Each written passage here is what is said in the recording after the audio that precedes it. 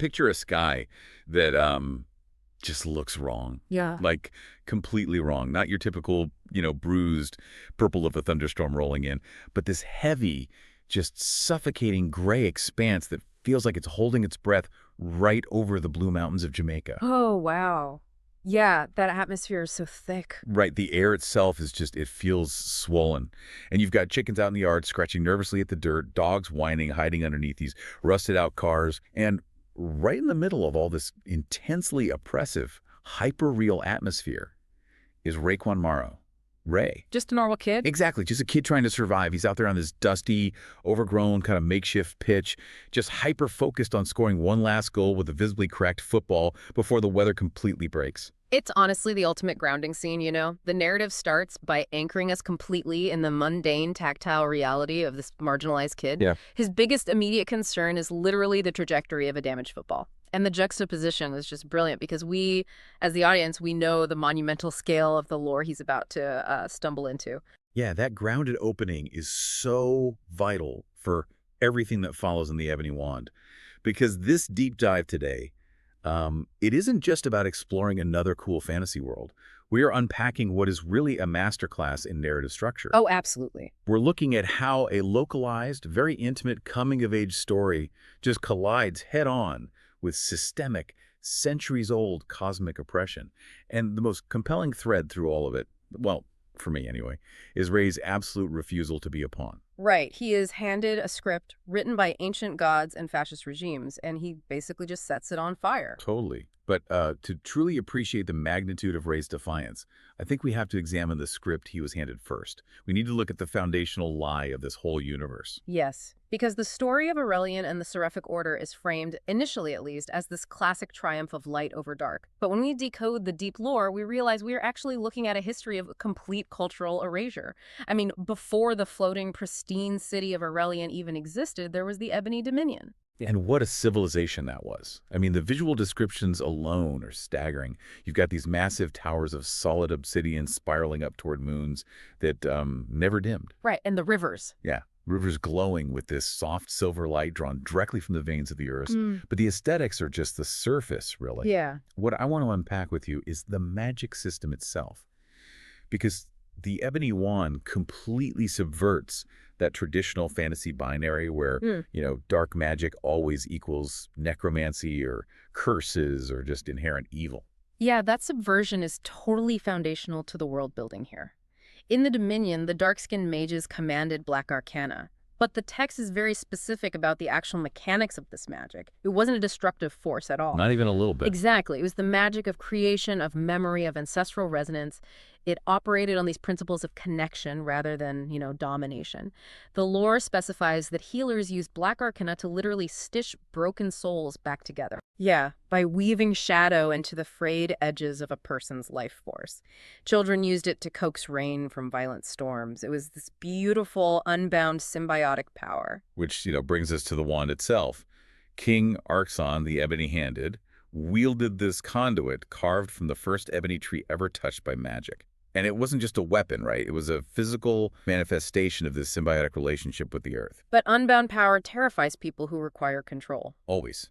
And this is exactly where the Seraphic Order from the north enters the picture, bringing their white arcana. We really need to analyze the stark contrast in how white arcana functions here, because while black arcana is symbiotic, white arcana is fundamentally parasitic and, demanding. It takes and takes. Exactly. It is bred from blinding light, strict obedience, and purging fire. It requires absolute subjugation from both the caster and the environment. Like, if something does not align with its exact frequency, it just burns it away. I always found the lead up to the war even more chilling than the battles themselves. The Order didn't just march in with armies. They waged this incredibly sophisticated ideological campaign first. The propaganda. Yes. They weaponized the very concept of purity. They started classifying black arcana as corrupt, unholy. They basically created a narrative that this natural, ancient magic was a disease that required cleansing. And the sociology of that campaign mirrors real-world colonial tactics just frighteningly well. You don't just conquer a people, you pathologize their existence. Right. You make them the problem. Exactly. The Seraphic Order manufactured a moral imperative to invade. And the resulting 40-night war was apocalyptic. The Order rained white fire from the sky, shattering the obsidian palace. King Arxon vanished. But the military victory, I mean, that was only phase one. Phase two was total cultural erasure. They burned the books. They shattered the wands. They literally repainted the surviving architecture in pale colors. It's wild. They took the sacred practices of the Dominion and twisted them into forbidden taboos just to frighten children. So insidious. And the ultimate dark irony. They enslaved thousands of the Dominion survivors to mine the very ebony crystals that the Order needed to fuel their own sanctified floating city. So the victors didn't just take the land. They consumed the culture and spat out this sanitized, weaponized version of it. It is the systematic dismantling of an indigenous identity. By severing the survivors from their history and telling them their natural magic is a symptom of corruption, the Seraphic Order ensured this long-term, multi-generational subjugation. But this is but they didn't get everything. No, because systemic erasure always leaves a footprint, right? The magic itself holds memory. The Order missed a prophecy whispered by the last dying Dominion seers regarding the Shadowborn who would return when the wound of the past bleeds open. Okay, let me pause you right there, actually, because this is a huge point of contention for me. The Order is depicted as incredibly thorough. I mean, they wiped out cities, rewrote history books, institutionalized a brutal caste system, and they maintain an iron grip on reality for 1,000 years. So how does a prophecy and the physical Ebony Wand itself survive a millennium of that kind of suffocating surveillance? Because the Seraphic Order's surveillance is based entirely on arrogance. They assume that if they cannot perceive something within the narrow frequency of white arcana, it just ceases to exist. Oh, interesting. Yeah, they stopped looking in the shadows because they convinced themselves the shadows were dead. The Ebony Wand, which carried the heartbeat of 1,000 ancestors, wasn't like hiding in a vault somewhere. It was waiting in the void, drifting through the dimensional slippages between worlds until the cosmic balance tipped far enough to awaken it. Complacency is basically the blind spot of every authoritarian regime. Man, that makes so much sense. And that dimensional slippage deposits this incredibly powerful ancestral relic straight into a muddy, overgrown lot in St. Thomas. Of all places. Right. I love the visceral reaction when Ray finally finds the wand in the dirt. Because you, as the audience, you know what this object is. But Ray just sees this smooth black stick with weird silver carvings. But the moment his skin makes contact with it, the reaction is just violent. Oh, it's intense. We are seeing genetic memory unlock instantaneously. The wand acts as a mnemonic key. It floods his nervous system with the unedited history of the Ebony Dominion. You know, the glass towers, the blinding white fire, the chains. It is an overwhelming sensory overload. And the physical transition is so jarring, too. He touches it a second time in his bedroom, and he is literally ripped from his reality. He's pulled inside out and dropped straight into Aurelian. The environmental storytelling here is just phenomenal. It really is. We go from the vibrant, wet, noisy, messy reality of Jamaica to, well, the absolute sterility of Aurelian. Right. The architecture and environment of Aurelian serve as a physical manifestation of their purity doctrine. The sky is a solid, endless, blinding white dome. There's no weather, no birds, perfectly geometric blue glass and pale stone. It all communicates this deep hostility toward anything organic or unpredictable. Imagine you have to walk into a hospital room that is so aggressively sanitized, so drenched in chemical cleaners, that the smell of bleach actually sears the back of your lungs and makes your eyes water. Ooh, yeah, I know that smell. Right. It's so clean that it has become actively toxic to life. That is the atmosphere of Aurelian. It is a society profoundly obsessed with its own manufactured version of cleanliness. Which perfectly explains the immediate reaction of the Aurelian soldiers when Ray materializes. The sociology of the city dictates that any anomaly is an infection. The armored soldier doesn't see a bewildered, bruised teenager. He sees a visual marker of corruption. Because of his skin color. Yes, his dark skin and the glowing ebony mark that just manifested on his palm. The soldier bypasses all protocol and immediately unleashes a blast of white light. It's the immediate systemic criminalization of his very existence. They brand him an unregistered anomaly, a shadowborn. And they don't just arrest him. They slap a purity collar on him. I really want to dig into the mechanics of that collar, because it's not just a pair of handcuffs, right? How does it actually suppress the Black Arcana? The purity collar is honestly a masterpiece of oppressive engineering. It doesn't just block magic, it actively monitors the wearer's arcane frequency. See, Black Arcana flows like a pulse. When Ray's pulse elevates, either through emotion or just an instinctual need to defend himself, the caller injects a highly concentrated spike of white arcana directly into his nervous system. Oh, that's brutal. It is. It forces a discordant reaction. It essentially turns his own magic into a source of agonizing physical trauma. It is behavioral conditioning at its most horrific. And this conditioning, of course, sets the stage for the trial of purity, which, let's be honest, isn't a trial at all. No, not even close. It's a vivisection of his soul in front of the seraphic council. They strap him to a slab in this massive, high-ceilinged arena. They hit him with concentrated white radiance, digging through his memories. But the phase that always fascinates me is the resonance test. They place these dull, black, ebony crystals around him, expecting him to be repulsed or to, lose control entirely. Because the Council's hypothesis is deeply flawed, they genuinely believe Black Arcana is inherently chaotic. But when the crystals are placed near Ray, they don't create chaos. They sing. They sing. Yes, they resonate with his mark. The text describes him feeling the weight of hundreds of ancestral hands on his shoulders, grounding him. His magic flares powerfully enough to make the blinding dome of the hall actually flicker. And the Council views this profound ancestral connection and immediately labels it total corruption. Their inability to recognize beauty or stability outside of their own paradigm is staggering. Which leads to the reflection phase, the illusion.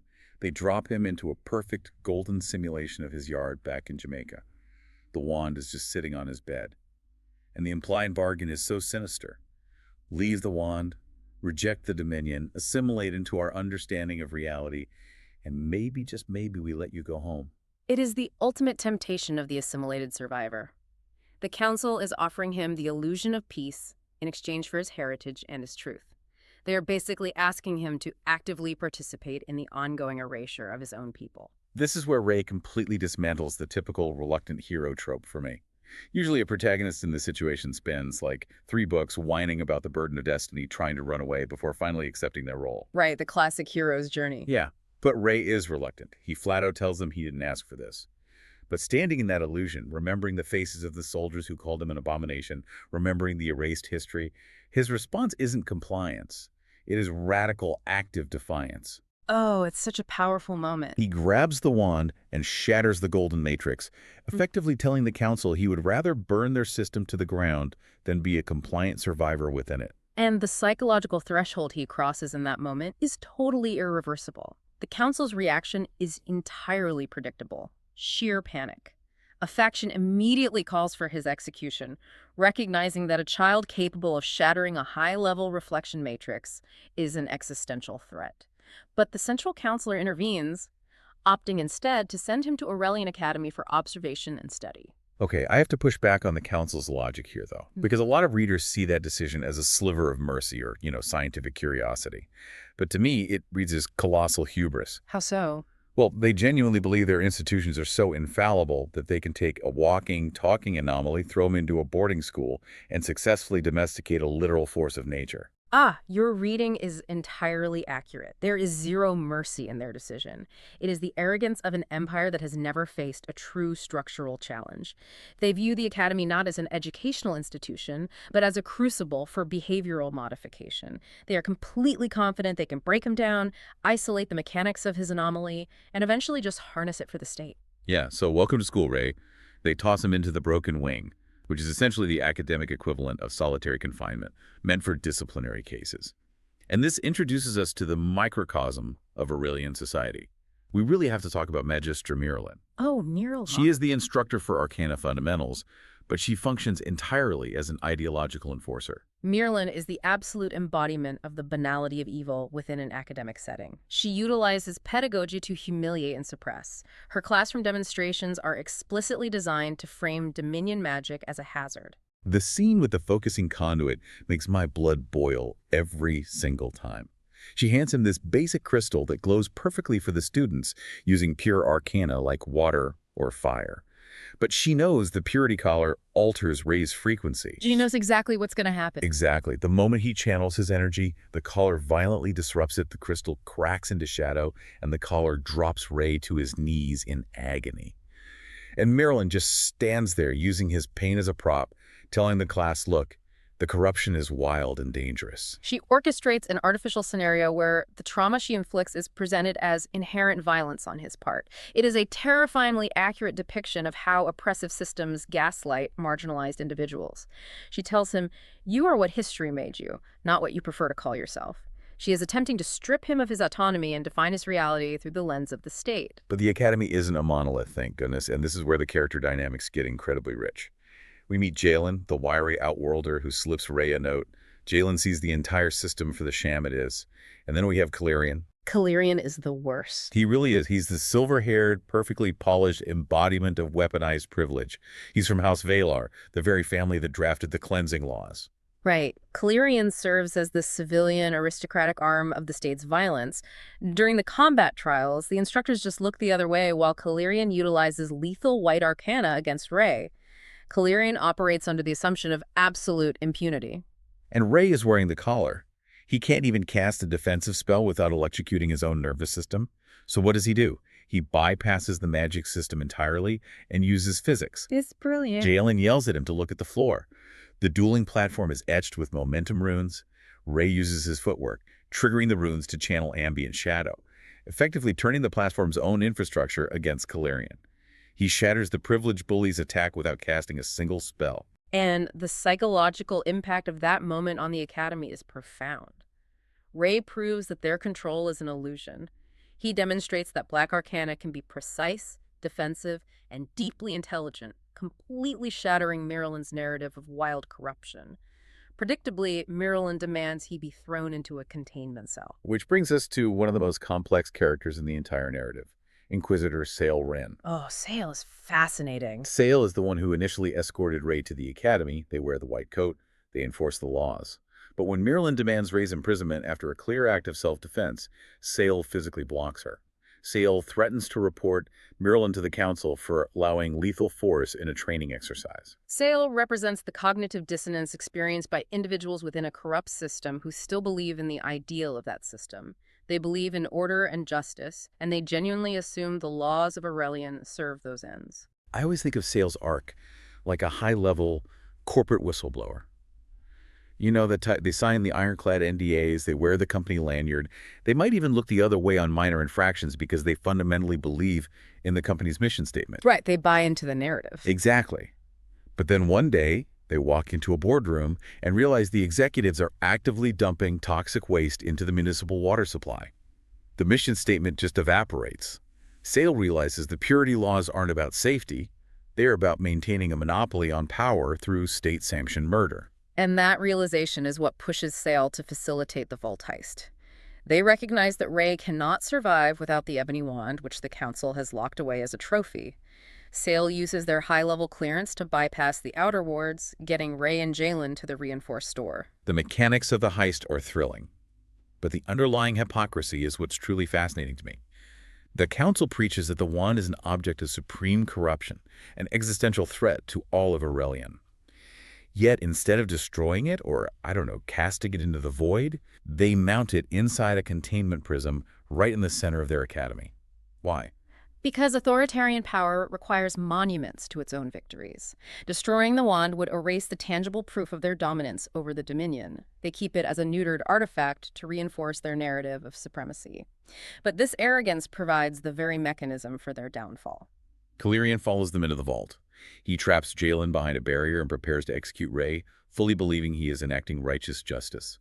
But Ray has reached his absolute limit. He stares down this emblem of aristocratic privilege, declares, "Me not corrupted," and the sheer, undiluted force of his will shatters the containment prism. The resonance between Ray and the wand in that enclosed space reaches a critical mass. When the wand returns to his hand, the surge of ancestral black arcana overloads the purity collar. The collar doesn't just unlock, it detonates. Boom! Yeah, the suppression of his magic ends violently. The imagery of Ray standing in the vault, fully unbound, with shadow rising behind him like a storm, is incredible. But the consequences are immediate. The Academy goes into full lockdown. Alarms are shrieking, anti-shadow wards are lighting up the sky, and swarms of wardens are descending on the wing. It's chaos. Total chaos. And Sale makes the conscious choice to stay behind, engaging Miralyn in combat to buy Ray and Jalen the seconds they need to run. Sale's parting words to Ray, "You are not the villain here. You are what this world needs," completely cement Sale's ideological defection. But Ray and Jalen are forced onto the skybridge. With the entire military apparatus of Aurelian mobilizing behind them, they have no horizontal escape route. So they have to go vertical. They jump off the edge of the floating city, plummeting through the cloud barrier into the forgotten world below. And we transition from the blinding, sterile geometry of Aurelian into the living, bioluminescent twilight of the Ebony Forest. The tactile shift in the narrative is massive here.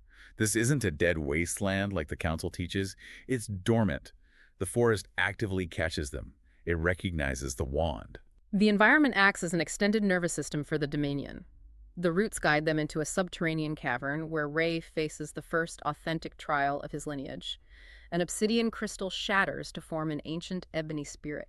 And unlike the Council's trial, which relied on illusion and pain, this spirit communicates through unvarnished truth. It touches his forehead and transfers the agonizing history of the genocide. But it also unlocks his arcane potential, granting him the éclat avoid the shattering step. I want to look closely at the physics of this spell. It's not just teleportation, right? Correct. The shattering step doesn't move matter through space in a linear fashion. It exploits the micro-fissures in reality caused by shadows. Ray is essentially folding space, stepping into the dimensional void between light particles and emerging instantaneously at a new coordinate. That is so cool. It is, and it requires an intuitive understanding of the interconnectedness of the environment, which is a stark contrast to White Arcana's brute force physics. Armed with this profound new understanding, they journey deeper into a massive ravine and discover Veira, the ruined capital. And the massive revelation here is that the Dominion isn't just ghosts and memories. They find survivors. They encounter Princess Kazari, the daughter of the last Ebony King, alongside Naira, a massive Umbra Panther, and the surviving Ebony Elders. The sociological structure of these survivors is fascinating. They have existed as a heavily militarized resistance for generations, maintaining their culture in total secrecy. Kazari's reaction to Ray is so complex, too. She is a seasoned warrior who has spent her life fighting a guerrilla war. And suddenly this teenager from Jamaica drops out of the sky holding her ancestor's wand. Right, it's a lot to process. She tells him he is the prophecy her father died believing in. The weight of those expectations is just crushing. They bring him to the Cathedral of Black Stone, to the Ebony Throne. The elders declare he must undergo the crowning ritual. And the lore surrounding the Shadow Crown is deeply philosophical. The crown is not an inherited piece of jewelry. It is a sentient nexus of the Dominion's raw power. The ritual isolates Ray in a void of drifting shadow, confronting him with a massive horned shadow beast that embodies the collective trauma and power of his ancestors. The beast physically restrains him and interrogates his soul. Why should you be king? It's a terrifying question because the wrong answer means annihilation. Exactly. If Ray wanted power to enact vengeance, the crown would consume him. He's choking in the grip of this entity, and he gives an answer that defines his entire character. He says he fights for the people, for freedom, and when the beast pushes harder, asking why he fights for himself, Ray admits he fights for the boy who was never given a chance. He roots his claim to the throne in profound empathy and a commitment to dismantling systemic inequality. He rejects retributive violence in favor of restorative justice. Because his motivation is pure, not in the seraphic sense of sterility, but in the sense of uncorrupted intent. The beast yields. The crown manifests as a halo of silver-black flames fusing with his markings. The ascension is glorious. But we have to talk about the pacing, because the author gives Ray exactly 0 seconds to enjoy his new kingship. Not even 1 second. He floats back down to the cathedral floor, the crown blazing, and practically the next sentence is the sound of Aurelian siege engines tearing through the forest canopy. The temporal overlap is critical here. While Ray was in the void, Miralyn survived her duel with Sale, bypassed the Central Council, and enacted the Purity Mandate, a continent-wide kill order that hasn't been used in centuries. She unleashes High Inquisitor Draven and the full armada. Ray steps out of the cathedral and immediately utilizes his new power.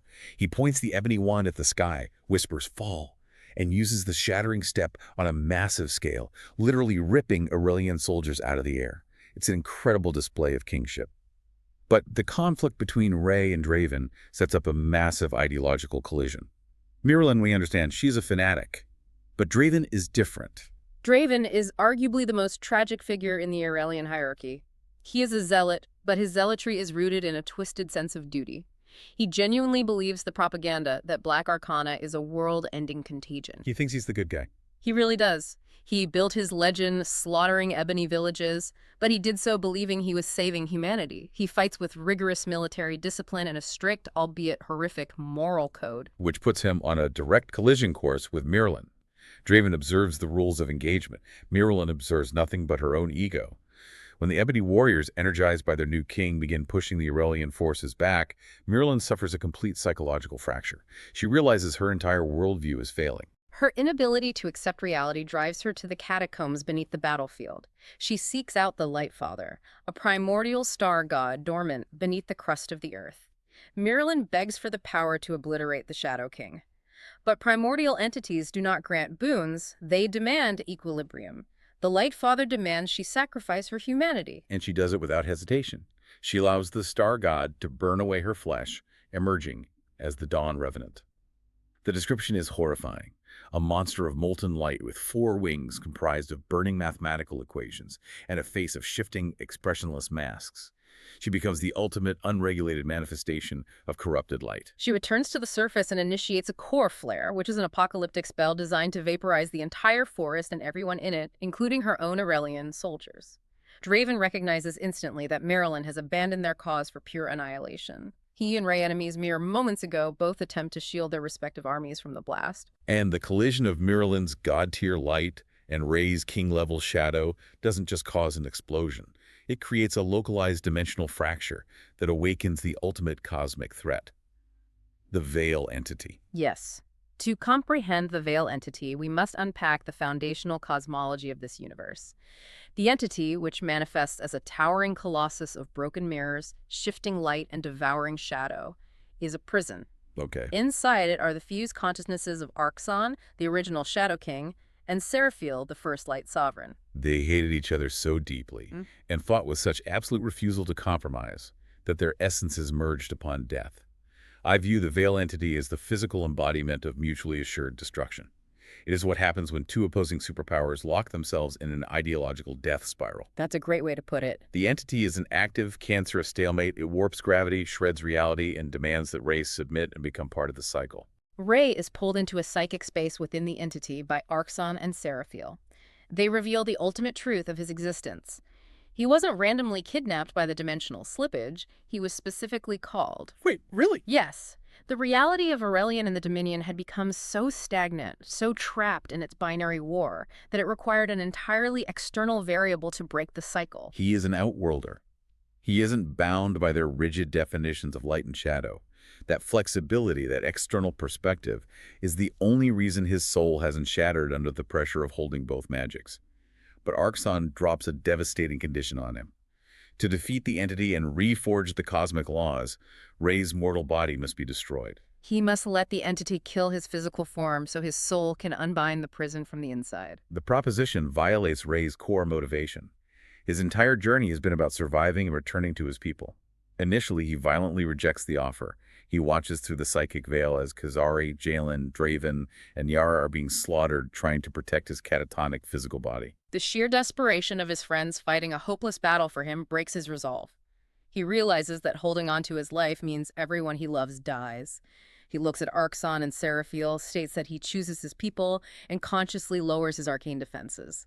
He allows the Veil entity to crush his physical form into dust. It is the ultimate sacrifice. It really is, cementing his status as a true king. But his soul awakens within the core of the Veil. Archangels and Seraphil present him with a final philosophical test. They offer him absolute dominion over either light or shadow. He can become a singular god and impose his will on reality. And this is where Rey breaks the wheel completely. He rejects the binary. He refuses to be the god of light, and he refuses to be the god of shadow. He declares that he will stand in the exact center, bearing the agonizing weight of both forces simultaneously, so that no one in the world below ever has to suffer either extreme again. By choosing the center, he forces a cosmic synthesis. Arxon and Seraphil yield to his will, forging him a new crown, a braid of ebony roots and sunfire wings. He bursts from the shattered remains of the Veil entity as the ascended king of balance. And he re-enters the physical world not a moment too soon. Because while he was in the void, Marilyn's psychopathic deployment of the core flare fully awakened the Light Father. The primordial star god ascends to the surface, furious at the chaos, and decides the only solution is to wipe the continent clean and start over. The battlefield dynamics shift drastically here. Draven, witnessing his own god attempt to annihilate humanity, crosses the ultimate ideological line. He orders the surviving Aurelian forces to stand down and align with the Ebony Warriors. It is the first time in millennia that light and shadow stand shoulder to shoulder, creating the embryonic army of balance. The ensuing battle is an apocalyptic three-way collision. Rey, the Light Father, and Marilyn. Marilyn's mind is completely gone at this point. In a shocking turn, she actually attacks the Light Father, driving her burning, bladed wings into the god's core because it didn't reward her devotion with love. Marilyn's betrayal creates the opening Rey needs. But notice how Rey executes the strike. He doesn't attack the god with hatred or vengeance. He delivers a singular, perfectly calibrated strike of pure balance. It is an act of cosmic mercy.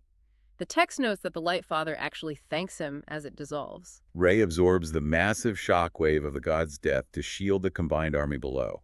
But in this universe, every action has an equal and opposite reaction. The death of the Light Father violently tilts the cosmic scales. The earth ruptures, and the Shadow Father, the primordial god of the deep dark, rises from the abyss. And the Shadow Father is a completely different kind of threat. He does not engage in physical elemental warfare. He understands that Rey's physical power is immense, so he bypasses the physical realm entirely. He attacks Rey's mind, seeking to break his will and claim his immensely powerful body as a vessel. The psychic war that takes place inside Rey's mind is the true climax of the narrative. The Shadow Father drags Rey into a mental landscape constructed entirely of silver fog and black storms.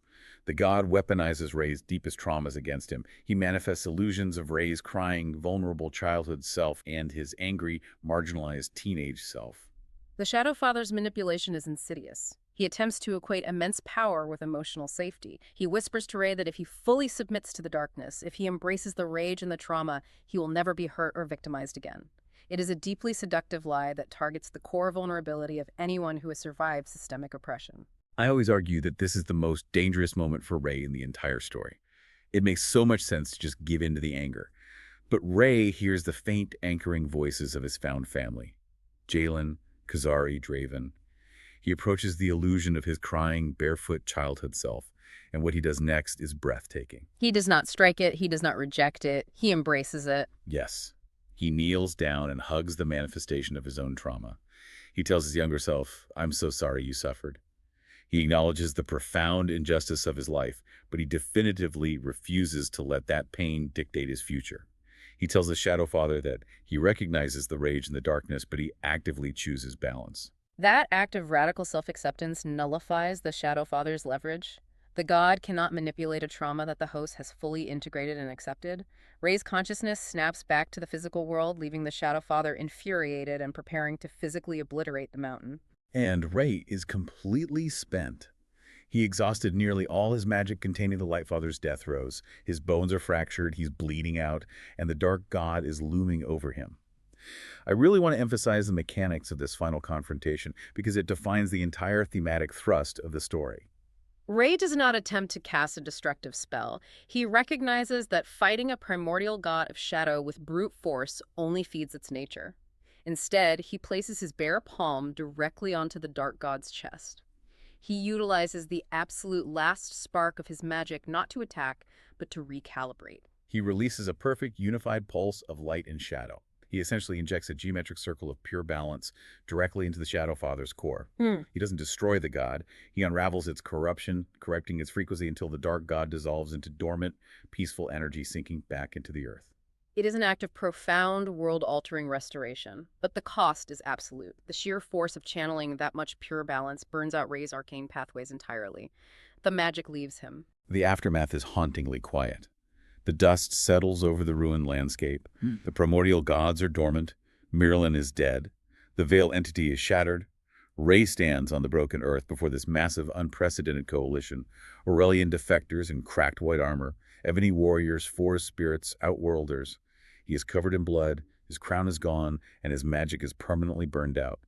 He is once again just a mortal kid from Jamaica. He addresses the army. He admits that his power is gone, but he asserts that his purpose remains. He pledges to rebuild a world where the laws of purity are abolished, where every tribe, every magic, and every person has a seat at the table. And the response from the army is the most moving scene in the book.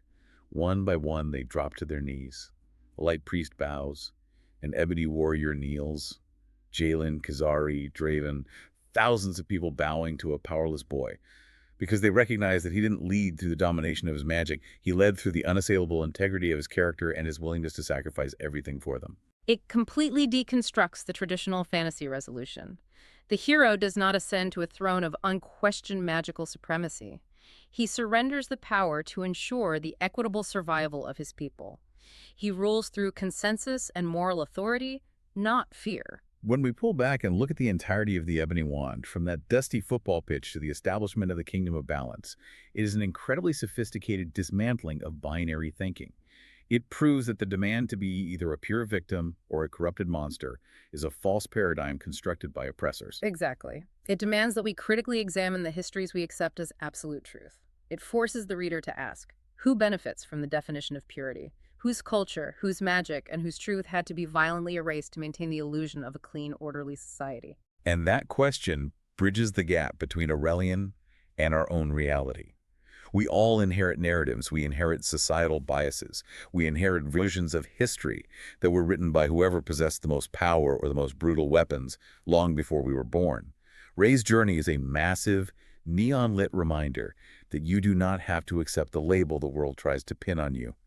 We have the inherent agency to step outside the binary and write our own balance. To interrogate the systems we participate in, and to recognize when the rules we follow are designed to suppress rather than protect. So as we wrap up this deep dive, I want to leave you with a thought to turn over in your mind. Think back to that terrifying, blindingly white room where the council placed a collar on a boy simply because his existence challenged their worldview. If you were handed history that explicitly told you your very nature was corruption, would you spend your life jumping through their hoops, desperately trying to prove your purity to the people standing on your neck? Or would you, like Ray, realize that the system itself is the true abomination and redefine the world to make room for your truth?